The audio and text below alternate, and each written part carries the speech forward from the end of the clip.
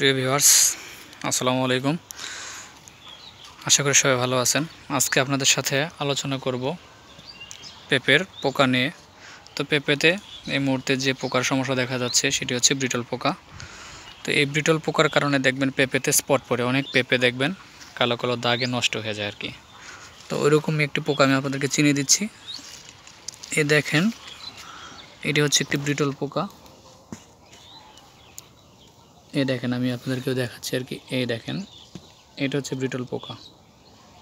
দেখেন কীভাবে বসে আছে, চলে যাচ্ছে আর কি ওইদিকে। এই তো কলিতে এই পাশটায় আমি আপনাদেরকে দেখাচ্ছি আর কি।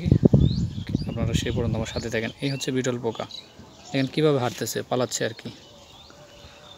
এই দেখেন ব্রিটল পোকা ওই পাশটাতে। এই দেখেন, এটা হচ্ছে ব্রিটল পোকা। এই পোকাটা যখন এই ফলের উপরে হাঁটবে দেখবেন তখন দাগ পড়বে। এই তো ফল, এই ফলের উপর দিয়ে সে যখন হাঁটাহাঁটি করবে তখন এই ফলটি কালো দাগে ছেয়ে যাবে। তখন দেখবেন এই পেঁপের মান একদম নষ্ট হয়ে যাবে আর কি।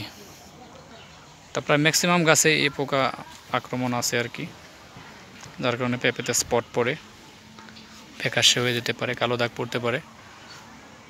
তো এই পোকার জন্য সাধারণত ব্যবহার করতে পারেন আপনারা সবিক্রন অথবা প্রোক্লেম। প্রোক্লেমটা সর্বোচ্চ রেজাল্টশীল। প্রোক্লেম প্রতি 10 লিটার ট্যাঙ্কিতে 1 প্যাকেট। দেখেন কোয়ালিটি। এটা তো পোকার আক্রমণ নাই, যার কারণে ফলের অবস্থা ভালো। 10 লিটার পানিতে প্রোক্লেম 1 প্যাকেট। আমি আবারও বলছি, যদি পোকার আক্রমণ বেশি থাকে সেক্ষেত্রে ব্যবহার করবেন সবিক্রন 16 লিটারে 16 ml। আমি আবারও বলছি 16 লিটারে 16 ml, সেক্ষেত্রে ভালো রেজাল্ট পাবেন। তো এই হচ্ছে দেখেন পেঁপের কোয়ালিটি। প্রত্যেকটা গাছই সুস্থ এবং সুন্দর, প্রত্যেকটা গাছে প্রচুর পরিমাণে ফল। দেখেন কি পরিমাণে ফল এই গাছটাতে। আর যেহেতু বর্ষাকাল, একটা বিষয় খেয়াল রাখবেন, গাছের গোড়াতে যেন কোনো ক্রমে পানি জমে না, পানি যেন জমতে না পারে, সেজন্য নালার ব্যবস্থা রাখবেন দুই পাশে। তো এই দেখেন কি পরিমাণে ফল গাছে, আগা থেকে একদম গোড়া পর্যন্ত শুধু ফল আর ফল।